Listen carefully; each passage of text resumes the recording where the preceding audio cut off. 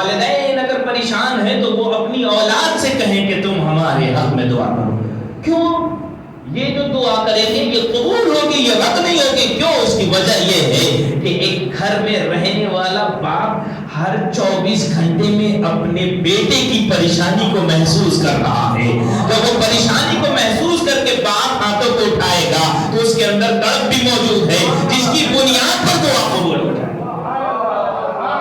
اب یہیں سے ایک سیدھا راستہ یہ ہے کہ اگر زندگی میں آپ کو پرابلم آئے تو بعد میں مولویوں کے پاس جائیے گا، پہلے ماں باپ سے حل کروا لیجیے. پہلے ماں باپ، اور دیکھیں ماں باپ زندہ نہیں ہے، روایت اور پڑھ کے سہارا دیتی ہے. اپنے ماں باپ کی قبر پہ جا کر اگر قبر کا نشان نہیں معلوم ہے، قبرستان میں خود ایک نشان بنا کر اسے ماں باپ کی قبر سمجھ لو. دعا میں تڑپ ہونی چاہیے. اب جس دن ہمارے دل کے اندر وہ تڑپ آ گئی، ہر کام ہوتا ہوا نظر آئے گا، ہر چیز پوری ہوتی ہوئی نظر آئے گی. ہم اپنے امام وقت کی معرفت ہمیں بہت کم ہے. افسوس کا مقام یہ ہے کہ ہم اپنے امام وقت کو پہچان نہیں پائے. روایت کیا ہے؟ من مات ولم یعرف امام زمانہ مات میتۃ جاہلیہ. جو اپنے امام وقت کی معرفت کے بغیر دنیا سے چلا جائے اس کی موت جاہلیت سے تعبیر کیوں کیا گیا؟ اس لیے کہ کفر اور شرک کی موت ہے. کفر اور شرک کی موت ہے. ہم نے بہت اچھے انداز سے نکات میں پڑھ دیا جن سے جناب سیدہ ناراض تھیں. وہ اپنے امام وقت کی معرفت نہیں رکھتے تھے اور وہ جاہلیت کی موت مرے. بات صحیح بھی ہے. کبھی اپنے اوپر اپلائی کریں کہ ہم اپنے امام کو کتنا پہچانتے ہیں. ذرا ناموں کے حوالے سے ہمارے امام کا نام کیا ہے، ان کا لقب کیا ہے، ان کی کس نام کی بنیاد پر ہم کھڑے ہو کر ان سر جھکاتے ہیں، کیوں سر جھکاتے ہیں. ابھی صرف یہ پہلی معلومات ہے. آپ کو معلوم ہے جب پہلی کلاس میں بچہ نرسری میں جب جاتا ہے تو اس کو پڑھانے کا کچھ اسٹائل الگ ہوتا ہے، مگر یہ اسی لیول پڑھ جاتا ہے تو پھر وہ نام پہ کام نہیں چلے گا. معرفت کا لیول پھر بڑھانا پڑے گا. اپنے امام وقت کے پھر ناموں کے ریزن کے پیچھے انہیں کیوں کہا جاتا ہے، یہ کیوں کہا جاتا ہے، ان کا نام یہ کیوں ہے، پھر ریزن کی طرف جائیں. اور یہ بچوں کو جب بچپنا ہوتا ہے تو اس وقت پڑھاتے وقت دو کام کیا جاتا ہے. ایک طرف ایپل کی اسپیلنگ لکھی جاتی ہے، توجہ شرط ہے. میں آپ کو ذہن کو تھوڑا سا فضائل کی طرف لے کے جانا چاہتا ہوں. ایک طرف ایپل لکھا جاتا ہے، اس کی اسپیلنگ لکھی جاتی ہے، مگر بچہ پہلی مرتبہ دیکھ رہا ہے نا، تو یہ خطرہ ہے کہ کوئی اگر اسے انار دے دے تو اور کہہ دے کہ دیکھو یہ انار نہیں یہ سیب ہے. تو یہ خطرہ رہتا ہے کہ وہ ایپل تو کہے گا مگر مانے گا سیب انار کو. اس لیے نرسری کی کتابیں جو ہوتی ہیں جو بچوں کی، اس وقت کیا ہوتا ہے سائڈ میں ایپل لکھا بھی رہتا ہے اور بنایا بھی جاتا ہے. بنایا بھی جاتا ہے. کیوں؟ اس لیے کہ کبھی بچہ اس لفظ کی وجہ سے کہیں کسی تصویر میں دھوکہ نہ کھائے، کسی شے میں دھوکہ نہ کھائے. ایک ہی وقت میں ایپل کو دکھایا بھی جاتا ہے، بتایا بھی جاتا ہے. اب سمجھ میں آیا غدیر کا میدان ایک ہی وقت میں رسول دونوں کام کو کر رہے تھے، دکھا بھی رہے تھے اور من کنتوں کو بتلا بھی رہے تھے.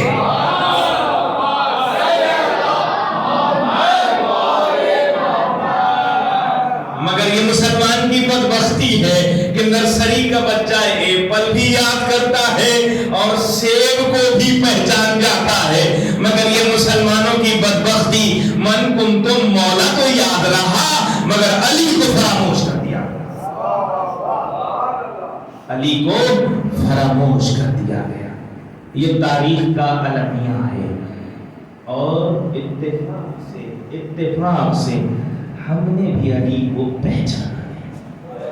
اور میرا ایک بات کہ وہ علی کو کوئی پہچان نہیں سکتا، یہ کوئی نہیں کہتا کہ بھائی آپ پورا علی کو پہچان بھی نہیں سکتے. مولا نے بھی کہا ہے تم سے واجبات پر جہاں جہاں تمہیں واجب اور حرام کا وہ فلسفہ بتایا کہ اس پہ عمل کرو. وہ جو ایک صحابی نے امام کی کاپی کرنی چاہی، قدم پہ قدم رکھنا چاہا، کہا مولا اتنے نشان تھے مگر ایسا ہے، میں چاہتا ہوں آپ کی زندگی آپ کو فالو کروں، آپ کی طرح ہو جاؤں۔ امام نے پڑھ کے کہا تم میری طرح کچھ نہیں کر سکتے، اس لیے کہ علی اسے کہتے ہیں جو اس وقت تک ایک لقمہ نہیں رکھتا اپنے منہ میں جب تک اس کی رعایا میں سب کھانا ہے۔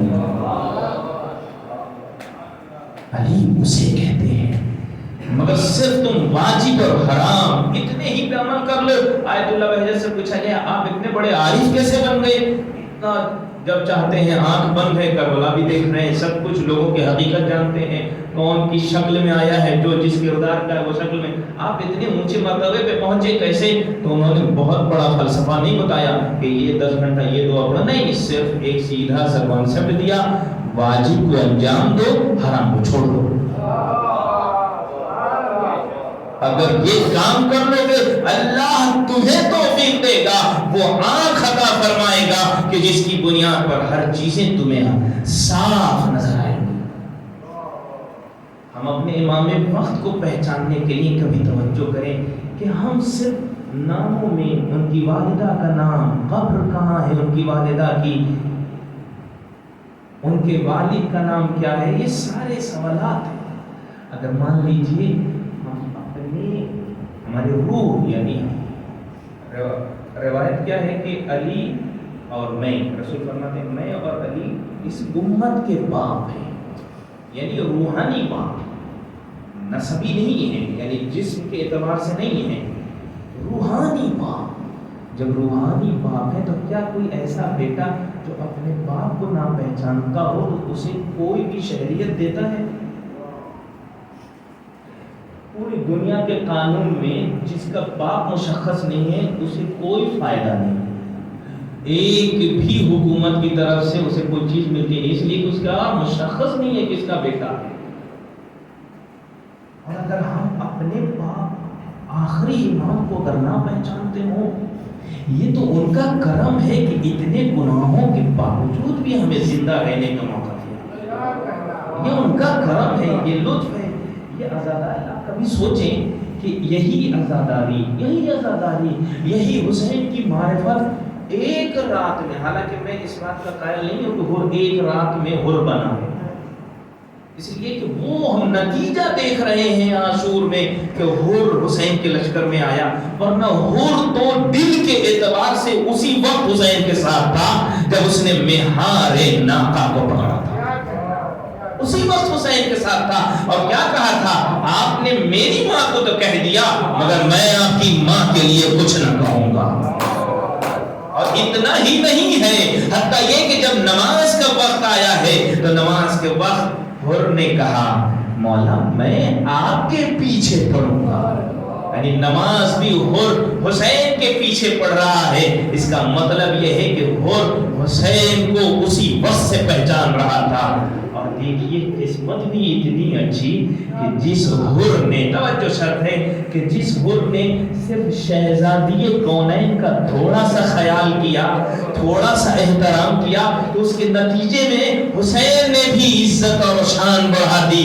کہا دیکھو تم نے میری ماں کا خیال کیا، میری ماں کا احترام کیا، میں پورے شہداء میں، کربلا کی تاریخ میں حر صرف تم ہی یہ قسمت والے ہو کہ سیدہ کا رومال صرف تمہیں ملے گا،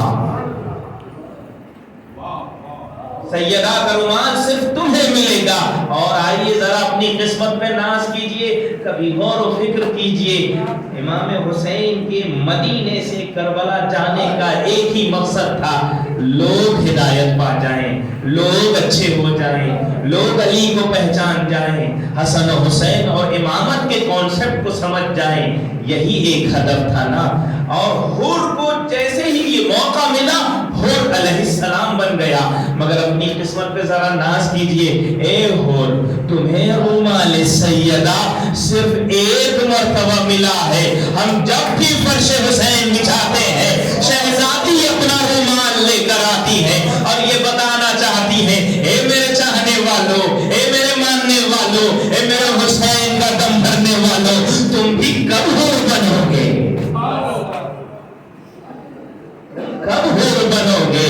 یہ مجلسیں ہمیں حر بنانے کے لیے آئی ہیں. یہ مجلسیں اگر علم کا پیمانہ بڑھا دے تو حبیب نے مظاہر بنانے کے لیے آئی ہیں. اگر جوانی کی پوری کیفیت اسلام پر عمل کرتے ہوئے یہ اگر مجلسیں ہمیں دے دیں تو ہمیں علی اکبر بنا دیں گی. اگر بچپنے میں نصرت امام کا جذبہ دے دیں تو یہ علی اصغر بنا دیں گی. اگر یہ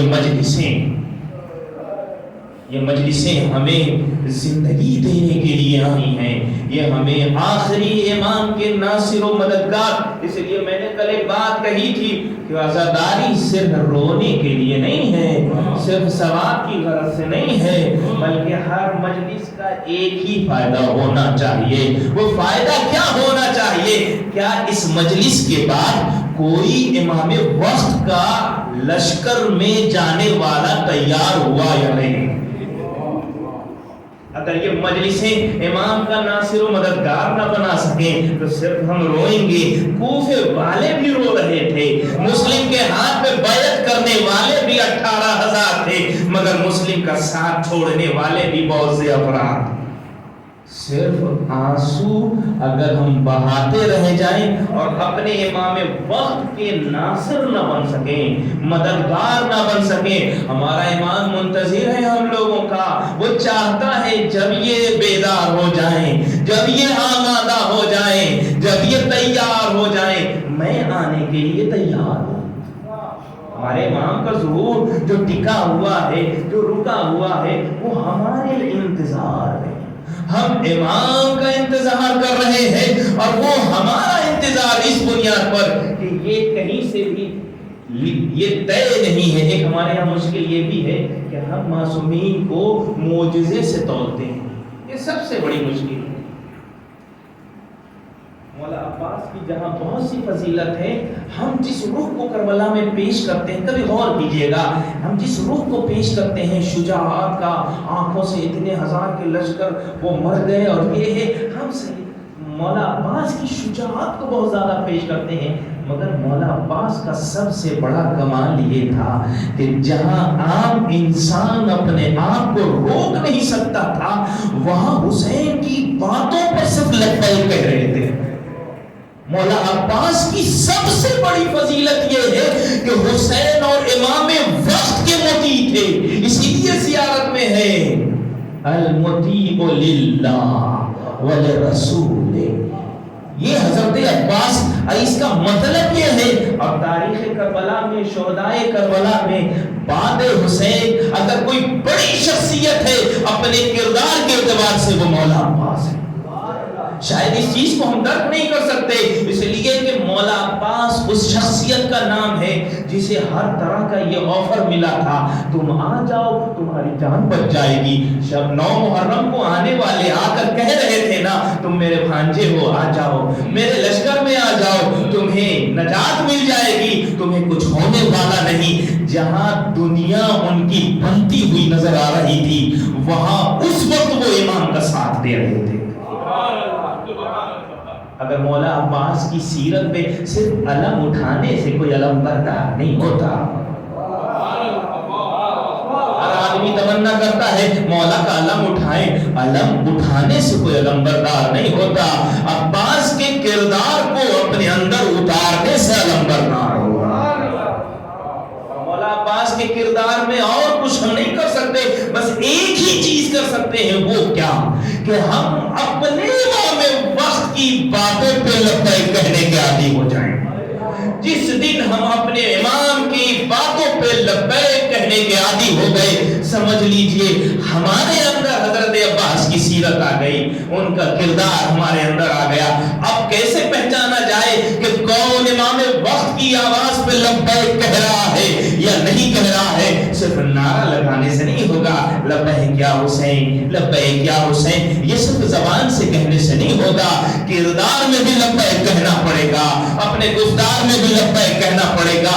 آئے دیکھیں کہ کیسے پتا چلے کہ کون عباس کی سیرت پہ عمل کر رہا ہے، کون علم برداری کو نبھا رہا ہے. تو اس کی ایک ہی دلیل ہے، ایک ہی اگر بات واضح ہو جائے تو بس اس بات سے میری بات مکمل بھی ہو جائے گی. وہ کیا ہے؟ اگر عباس کی سیرت لینی ہے، عباس عباس اپنے امام وقت کے مطیع تھے. شاید آسان نہیں ہے جس انسان کو, میں مسائل کی طرف نہیں جا رہا ہوں, فضائل مسائل کے گوشے میں فضائل نکال رہا ہوں, فضائل مسائل سے نکالنا چاہتا ہوں. آپ دیکھیے مولا عباس کو کیا کہا گیا, بھیا یہ کربلا نہیں ہے, مگر 4 محرم کو جو یہ خیموں کو ہٹانے کی بات کی ہے, اور وہ عباس جس نے روب سے کہا تھا کس میں دم ہے. عام بہادر یہی تو, ارے دنیا بہادر اسے کہتی ہے, شجاع اسے کہتی ہے کہ جو صرف تلوار چلائے, مگر شجاعت کا مفہوم ہی عباس نے بدل دیا. شجاعت کا معنی ہی بدل دیا. صرف یہ نہیں ہے کہ تلوار چلانے والے کو بہادر کہتے ہیں, بلکہ تلوار کو روکنے والے کو بھی بہادر کہتے ہیں. امام وقت کی آواز پہ لبیک کہا, اور جب لبیک کہا, اب ہم ذرا دیکھیں کہ اپنے امام وقت کی آواز پہ ہم لبیک کہہ بھی رہے ہیں یا نہیں. ہمارا امام, ہماری مظلومیت یہ ہے کہ ہم دنیا کی ہر شے کو دیکھ رہے ہیں جس کا دیکھنا ہمارے لیے ضروری نہیں ہے. یہ پہاڑ, یہ بہت سے سبزے, یہ سب دیکھنا میری زندگی میں بہت فائدہ نہیں پہنچاتے ہیں, مگر جسے دیکھنا تھا, دعائے مطلبہ میں کیا ہے, خدایا ہم ساری چیزوں کو دیکھ رہے ہیں مگر اپنے امام وقت کو نہ دیکھ پا رہے ہیں. یہ ہماری سب سے بڑی مظلومیت یہ. دوسرے اصحاب اور دوسرے اماموں کے صحابی اور ہمیں یہ فرق ہے کہ ان کے سامنے امام موجود تھا, وہ اپنی مشکلات کو ذکر کرتے تھے, امام نفسوں کو دیکھ کر, معرفت کو دیکھ کر اس کا حل بتا دیتے تھے. مگر ہمارے ہاں اتنا افراتفری ہے, کوئی بتانے والا نہیں ہے, پتہ نہیں چلتا کون کس مقصد سے آیا ہے. مگر اس کے باوجود روایت یہ کہتی ہے کہ اس زمانے سے افضل اس زمانے کے افراد ہوں گے. کیوں؟ اس لیے کہ وہاں امام اور رسول موجود تھے, پھر بھی لوگ امام کے مخالف ہو گئے. مگر یہاں امام موجود نہیں ہے, مگر چاہنے والے ایسا مانتے ہیں کہ کوئی امامت سے الگ نہیں کر سکتا. اس لیے آخری دور کا جو ایمان ہے وہ محکم ہے, اور مگر آخری دور بہت خطرناک دور ہے. ایک گیہوں کے دانے پر ایمان بکے گا, ایک امریکہ اور اسرائیل کے ڈالر اور یورو پہ اپنا ایمان بکے گا.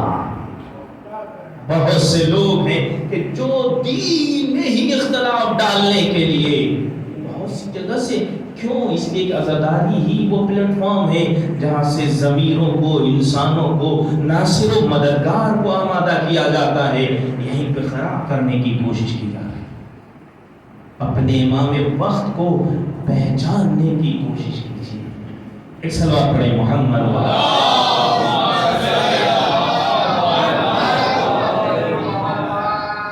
یہ کیسے سمجھ میں آئے کہ ہم اپنے امام وقت کے ناصر و مددگار یا ان کی آواز یا مولا عباس کی سیرت پہ لبیک کہہ رہے ہیں کہ نہیں؟ تو اس کی ایک سیدھی سی مثال ہے, وہ یہ ہے کہ ہمارا امام غائب ہے.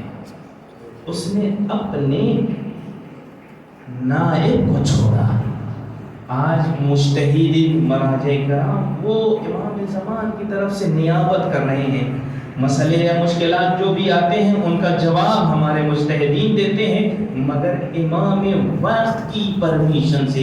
یعنی یہ جو ہمارے یہاں مجتہدین ہیں یہ امام کی طرف سے نافذ کیے گئے ہیں. اب اگر ہم میں سے کوئی یہ کہتا نظر آئے کہ میں فلاں آیت اللہ کی بات نہیں مانتا, میں فلاں آیت اللہ کی بات نہیں سنوں گا, تو یہ اب سمجھ لیجئے کہ یہ کتنا عباس کی سیرت پہ عمل کرتا. جو اگر مخالفت کرے وہ پھر مطیع خدا نہیں ہو سکتا. ہم اپنے امام کو پہچاننے کی کوشش کریں. میری بہت سی گفتگو امام وقت سے متصل رہے گی. وجہ اس کی یہ ہے کہ سب سے مظلوم شخصیت امام وقت ہے, اور ہر امام کے زمانے کی مشکل یہ رہی ہے کہ اس کو اس کے زمانے میں نہیں پہچانا گیا. مولا علی کو ان کے زمانے میں نہیں پہچانا گیا.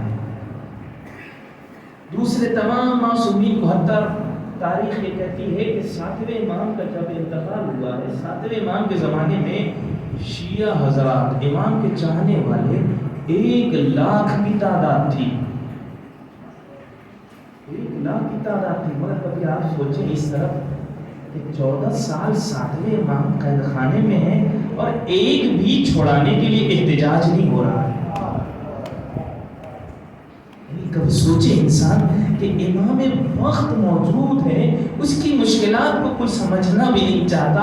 आज का भी इमाम हमारे सामने, हमारा इमाम पता नहीं किस तरह से अपने लोगों का इंतजार कर रहा है, मगर हमें पता ही नहीं है कि हमारा इमाम, हम तो अपनी दुआओं में, अपने सारे काम में आप देखें, हम अपनी सारी दुआएं कर लेते हैं परवरदिगार, नमाज के बाद ये दे दे, ये दे दे, ये दे दे, ये दे दे, और जब ये सारी चीजें मिल जाए तो आखिर में एक दबे लहजे में होती है दुआ, इमाम का ज़ुहूर भी हो जाए, ये इमाम का ज़ुहूर भी हो जाए, ये आखिरी मरहले में एक दुआ हम करते हैं। क्या ऐसा नहीं है कि इमाम अगर आ जाए तो हमारी ये जिंदगी की सारी छोटी मुश्किलात खत्म हो जाएंगी? क्या हम अपनी दुआओं में सबसे अहम दुआ ये नहीं कर सकते कि मौला सिर्फ आप आ जाइए, ये तकलीफ जो है इस तकलीफ से शिकायत नहीं है, आप आ जाएं, ये सबसे बड़ी तकलीफ है कि आप दिखाई नहीं देते, आप हमें नजर नहीं आते, आपका इंतजार है, आप आ जाइए। जब वो आ जाएंगे तो उसका नतीजा ये होगा कि जिंदगी में जो भी मुश्किल है वो आसान नजर आएगी। कभी ये दुआ ना कीजिएगा कि खुदा मुझे कोई मुश्किल ना मिले, मुसीबत ना मिले। इंसान कमाल की मंजिल पे मुश्किलों के बाद पहुंचता है, वरना जिसकी जिंदगी मुश्किल नहीं है, मुसीबत नहीं है, तो फिर वो इंसान, उसकी सोच भी बचकाना रहेगी और उसके पास तरक्की नहीं है। अल्लाह ने दुनिया का निजाम ही ये रखा है, जितना तकलीफ का आना बहुत अच्छी चीज है, मगर इम्तिहान ये है कि उस तकलीफ की आने की वजह से तुम खुदा से दूर हो रहे हो या नजदीक हो रहे हो। इंसान की सोच है, जब कोई हमारे यहाँ से जवान मर जाता है तो हम फौरन शिकायत करते हैं, परवरदिगार एक ही बेटा था कमाने का, अब उसका रास्ता निकला था और तूने उठा लिया। हम खुदा को मशवरा देना शुरू कर देते हैं, हम खुदा को मशवरा देना शुरू कर देते हैं। नबी इमाम का जमाना है,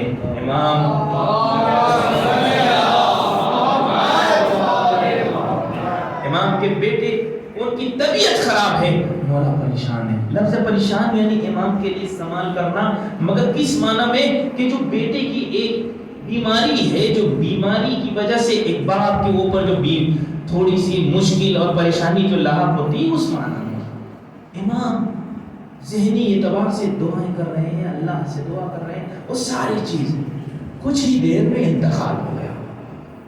आके कहने वाले ने कहा, मौला जिसके लिए आप दुआ कर रहे थे, जिसके लिए आप परेशान थे, उसका इंतकाल हो गया। जैसे ही ये कहना था वैसे ही इमाम के चेहरे पे खुशी के आसार नमूदार हुए, वैसे ही खुशी के आसार नमूदार हुए। रावी ने पूछ लिया, मौला अभी कुछ देर पहले आप बेटे को लेकर परेशान थे और अभी जैसे ही मौत की खबर सुनी आपके चेहरे पे खुशी के आसार आ गए। एक मरतबा जवाब दिया और हमारी जिंदगी के लिए जवाब है, इसलिए कि मासूमीन के जितने भी आमाल हैं, किरदार हैं, वो हमारी जिंदगी को बेहतर बनाने के लिए। एक मरतबा इमाम फरमाते हैं कि जब तक वो जिंदा था तो मुझ पर वाजिब था कि मैं अपने बच्चे का ख्याल करूं, मेरी जिम्मेदारी थी, तो कहीं डर ये था कि कहीं जिम्मेदारी में कमी ना रह जाए, इसलिए परेशान था। और जैसे ही उसकी रूह निकल गई तो अब खुशी इस बात की है कि जिसका था उसने ले लिया। एक सलावत पढ़े।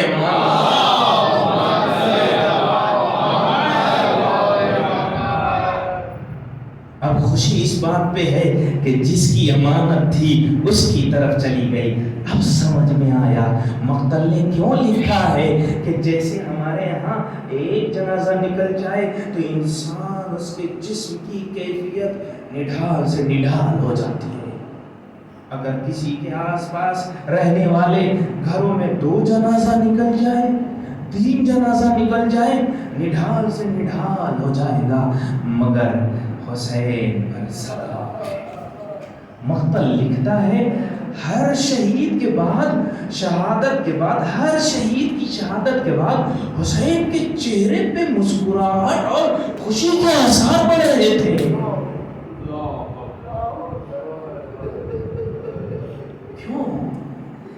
اس لیے کہ حسین جان رہے تھے کہ زندگی جس مقصد کے لیے ملی ہے اسی مقصد پہ ہم لگا رہے ہیں۔